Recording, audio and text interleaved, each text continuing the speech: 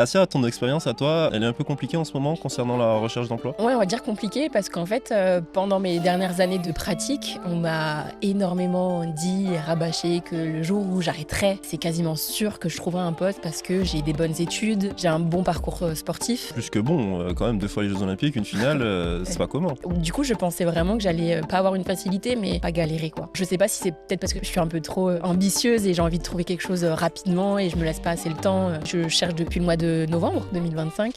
C'est pas encore si vieux, mais pour moi, ça a l'air très long et j'ai du mal à trouver quelqu'un qui parle mon langage, qui soit intéressé par les valeurs que j'ai pu construire sur toutes ces années et qui soit aussi attentif. Ok, j'ai pas peut-être 5 ans ou 10 ans d'expérience dans un domaine précis et sur un poste précis, mais j'ai su quand même travailler en parallèle, j'ai su avoir des études, gérer une auto-entreprise pour trouver des sponsors et gérer mon image. Et quelque chose que t'as pas mentionné, Assia, c'est que t'as pas fait que nager ou t'as pas fait que des études, t'as aussi travaillé. Oui, je l'oublie. Je travaillais comme vendeuse chez Decathlon, où je faisais du babysitting. Ensuite, j'ai pu avoir une CIP où j'ai pu travailler un peu dans la communication dans une entreprise qui parlait aussi de sport. J'ai trouvé un mi-temps avec Team One Group, Philippe Spanghero, qui est aussi un ancien sportif de haut niveau, qui m'a permis de continuer donc ma deuxième année de master et d'avoir un poste de business manager sur lequel je me suis encore une fois épanouie et j'ai appris plein de choses. Donc c'est plein de compétences que j'ai acquis pendant ma période de sportive. Je pensais qu'on allait un peu plus comprendre. Et finalement, la réalité, c'est que c'est pas si facile. Trouver un travail, on est début avril, donc ça fait 5 mois que tu cherches. C'est long quand t'es dans la peau de quelqu'un qui cherche. Et en même temps, sur le développement d'un réseau, de relations, etc., c'est un délai qui est assez normal.